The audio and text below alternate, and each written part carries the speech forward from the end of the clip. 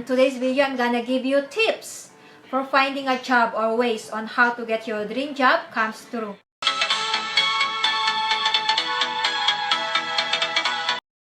Hello guys, what's up? Just here. Welcome to my channel. And today's video, I'm gonna give you tips for finding a job or ways on how to get your dream job comes true. There will be days where you will ask yourself, where is all this going? What is the purpose? What is my purpose? So, as we all know, it's hard to get a job nowadays because there's a lot of competition, need enough experience, there is age limit or height limit requirements. It takes time to get a feedback from the company. Like maximum 2 to 3 months, they will contact you unless it is very urgent, or sometimes a year. Like for me, a year now. It sucks being unemployed, and it's so depressing, frustrating, and stressful, especially if you are not making any money. Trust me, I've been there, done that. Lucky for me, I have an online part-time job. I am selling clothes online. But what if you don't have any resources? If you don't have clothes to sell something online, to sell something, you know? Unless if you have someone who is capable of giving you something, you know, you're very lucky. A little amount of money, but at least I am making money from there. These are all based on an experience. I just want to share you guys and give you tips. And please listen to these tips that I can help you finding a job. So let's start. Tip number 1, know what you want. So of course, first things first, you have to know yourself. You have to know what you want in life. What kind of job are you looking for? What is your passion? What are your heart desire? You are already naked. There is no reason not to follow your heart. And you will need to find your passion. Don't give up on finding it. What is your strength? Are you good in entertaining people? Are you an adventurous person? Are you an outgoing person? Are you good in service? Me, I'm good in service. Focus on that. So tips number 2, know the company you're applying for. So since you know already what you want, what kind of job or type of job you want, make sure that you are ready if the agency or company will call you for an interview. So of course, how can you get the job if you don't go for an interview? Just only apply and apply. At least you have an actions to do. So it is also important to know what the companies you're applying for. You also need to know what the companies wants and what the company's qualifications. Know the company you're applying for. Example, the company is looking for an applicant as cashier, and the requirements needed are good in cashiering with good mathematical abilities and college graduate. You have all of those requirements but undergraduate, so you have to check with that. The company is looking for chef de cuisine, female, with 10 years culinary experience, and salary is $50,000 a month. Yes, you have more than 15 years of experience and salary is more than enough, but the job is willing to be assigned in Iraq. Eh, babae ka, mahina loob mo, igagrab mo ba yung job na yon? The company is looking for a manager with MBA graduate experience, excellent communication, interpersonal leadership skills, between 35 to 45 years old. Yes, you are a double cursor. You are 36 years old, but you're not an MBA, so you have to check with that. I applied in the cruise ship, and the requirements needed are must have Seaman's book, must have sea experience, and must have CD1, must have BST, SDSD, PSCRB training. And if you are seafarers, you know all of these words. A company is looking for food and beverage specialists, and I have more than enough experience, especially I worked in abroad for a very long time. I am a double major course. Honestly, mostly of the company here are very strict when it comes to job title, especially dito sa Pinas pa. I also applied healthcare attendant, but the requirements is not more than 30 years old. The requirement is 6 months to 1 year experience. So disappointed. Kaya dapat you have to know what your applying for a job. Lahat in-applyan ko na, management, nursing, and I got rejected many times. Tips number 3, create resume. If you are fresh graduate or new in applying or looking for a job, of course you have to create a resume first. This is very important because this is like your passport in applying for a job. You don't know how to create a resume, or if you don't have any idea, you can just go online and research resumes there. You can, at least you have an idea, or better ask your friends or family to create a resume. Write your personal details like your name, address, contact number, email ad, and it's better put your LinkedIn address. So you have to focus your achievement, you have to focus what you want, and dapat oriented ka.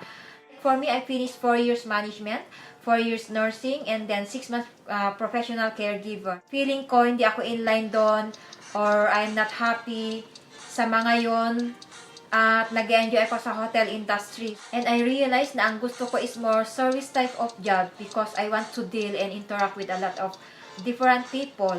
You have to focus on what you want. Now, for me, I'm focusing on the service side. Choose to work in the hotel industry because I am enjoying. And it's fun for me dealing or interacting with people around me. Tips number 4, be open to online application and utilize your network. Di ba dati, biodata lang ang hawak natin and prioritize ang mga walk-in applicant. For those of you that have experienced some hardships, don't give up on your dream.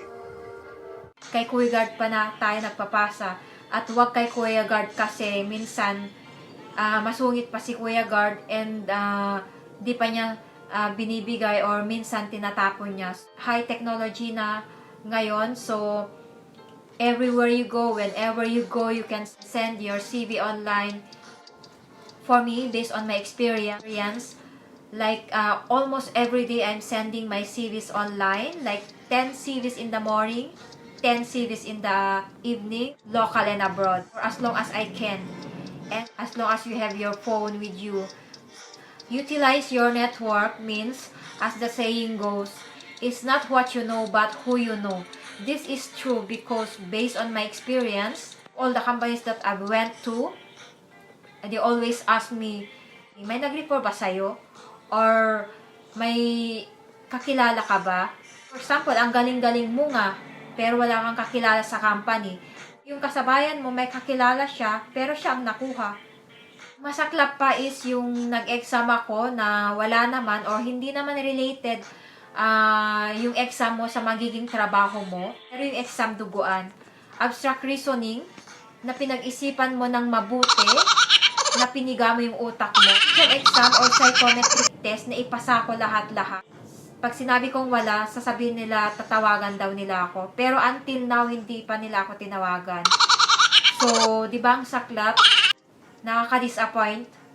Well, ako naman kasi, kung may magre-refer man sa akin or nakakilala ko, parang gusto ko kasi yung sarili kong sikap at sarili kong pamamaraan. Kasi, if possible, ayokong mag-ask ng favor sa kanila. Mas masaya ang feeling kung pinaghirapan mo yon, at mas masaya ang feeling kung ikaw mismo sa sarili mo nakagawa or nakatupad ng mga pangarap mo, di ba? Pero we all know that reality of life, we need a network. We need a solid network. Life is unfair, di ba?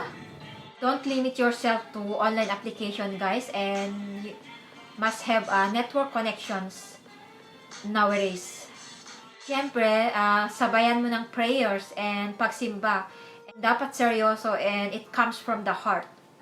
Minsan, naiisip ko na pag nadadaanan ko yung mga ina-applyan ko, minsan, nade-depress ako na sana dito ako nag-work, sana hindi ako na-reject, pero I was so happy because I worked abroad, and it's a privilege for me na nakapag-work ako sa abroad because, ayun, mas malawak yung experience, mas malawak and wise, enough yung experience, and mas ahead ako sa experience sa iba.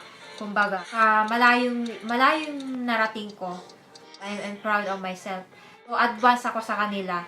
Kasi napaka-broad yung idea ko or na nakapagtrabaho sa abroad. Tips number 5, be kind to yourself. Honestly speaking, looking for a job is super duper stressful. Wallah habibi. I almost gave up. And honestly, don't force yourself. Give yourself a break. Have a break. Have a Kit Kat. Just enjoy. Come what may. Chill and relax. Go out and meet friends, watch a movie, live life to the fullest. Take time to meditate, whatever it is that makes you unwind, like party, like what I'm doing. Tips number 6, be ready for the job interview. This is it. Sell yourself and make the most out of it. Of course, you need to dress up properly in a formal or proper attire because it's boosts your self-confidence. And just prepare for the Q&A and at least may idea ka. Practice and talk to yourself. At least pag nandun ka na, madali na lang sa'yo. Masasagot mo lahat ang mga questions nila. You need a lot of patience here. My wish is granted. My prayers are answered. And finally, thank God, I've got a new job. Yes! And I'm so happy. Wallah, I couldn't wait any longer anymore. I cannot contain my excitement. It's worth the wait. Hard work paid off. And dream comes true. Thank God for that. So, in the Q&A portion, some of the questions they ask me are, tell me about yourself. Can you tell me about your previous job experience? Why should we hire you? Why do you want to work here? How do you handle stress or pressure? Are you a team player? Those are the questions, and if you are going for an interview, expect that these questions they will gonna ask you for sure. And again, based on my experience, the interviewer asked me about mostly situational questions or situational problems. Like for example, how do you handle irate customer, or what are you going to do if you have an angry customer? How do you handle angry customer? How do you handle stubborn customer? What are you going to do if the customer is shouting, screaming? For example, you're in a hurry and you need to see your money immediately, but one of your guests stop you and ask you to take photo. So what are you going to do? Are you gonna ignore your customer or just to go immediately to your manager? And always thank the interviewer. And last but not the least, don't expect. Huwag kayo mag-expect guys after the interview because it's very disappointing pag nag-expect kayo. And just be cool. Pero yung totoo is inuuto ka lang yun. Anong na lahat-lahat sa'yo? Tapos hindi ka pala makukuha? Kaya huwag mag-expect guys na makukuha kayo agad. Kasi ang totoo niyan, hindi naman talaga kayo makukuha eh. Yung may referral lang ang kinukuha or yung may kakilala lang ang kinukuha. Kaya huwag mag-expect. Actually, I got the job not because of referral, kundi dahil sa sipag at tiyaga ko sa pag-a-apply. Ever since nung nasa Dubai pa lang ako, nag-a-apply na ako nun eh. I applied both local and international. And yung feedback nila after 2 to 3 months or a year pa nga. And then sabay-sabay lahat yung interviews ko and sabay-sabay lahat yung offer nila sa akin na job. I swear, ako na yung umaayaw sa interviews. Ako na yung umaayaw. Ako na yung nagpapare-sked ng interview sa kanila. And yung ina-applyan ko, mababang position. Pero dito sa local, mababang position, pero ino-offeran ako ng supervisory level. So, which is good. Thankful ako doon. Pero, mataas yung position, pero mababa yung sweldo. Yung isa namang in-applyan ko abroad, mababa yung position, pero mataas yung sweldo. So, ano yung gusto nyo guys? Comment lang kayo sa baba.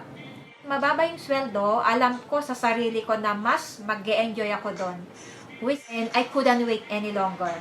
Yung dugot pawis na pinaghirapan mo at yung sobrang nakakapagod dahil sa traffic And yung gumising pa ako ng maaga dahil para lang maiwasan mo yung ma-stuck ka sa traffic. And thankful ako kasi it's worth it lahat yun. Nag-a-apply ko, ako na lang ang nag-a-adjust. Nagtatapos ang tips for finding a job. Thanks for watching. If you like my videos, give me thumbs up. And don't forget to like, comment, share, and pindutin na yung pula na yan.